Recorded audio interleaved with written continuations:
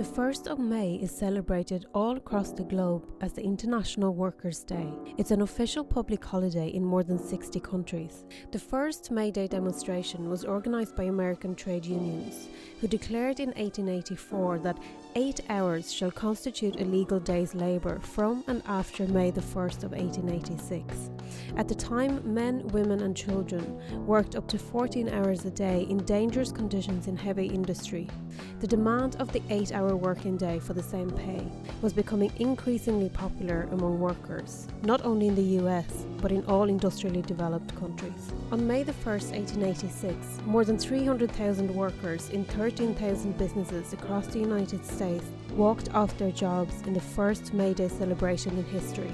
In Chicago, 40,000 went out on strike. During a speech near the McCormick plant, police attacked the crowd. At least 2 strikers were killed and an unknown number were wounded.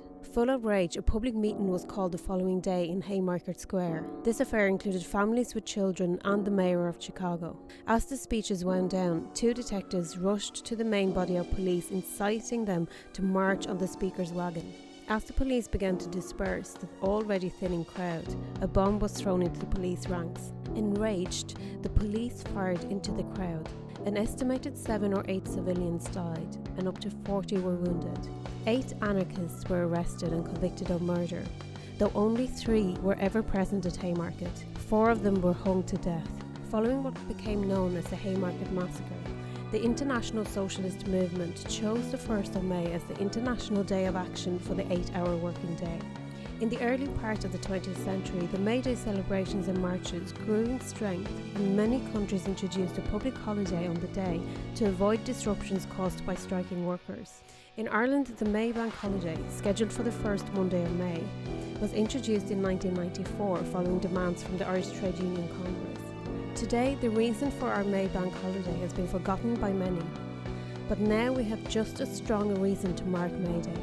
The COVID-19 crisis has shown that workers who work long hours for low pay in the health service or retail sector are more important than bankers or politicians.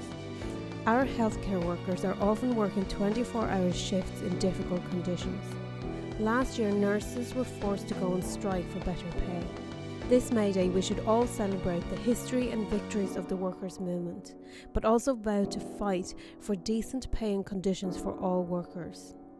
We demand a living wage of €15 per hour, and that the rich and the corporations pay the price for the oncoming economic crisis.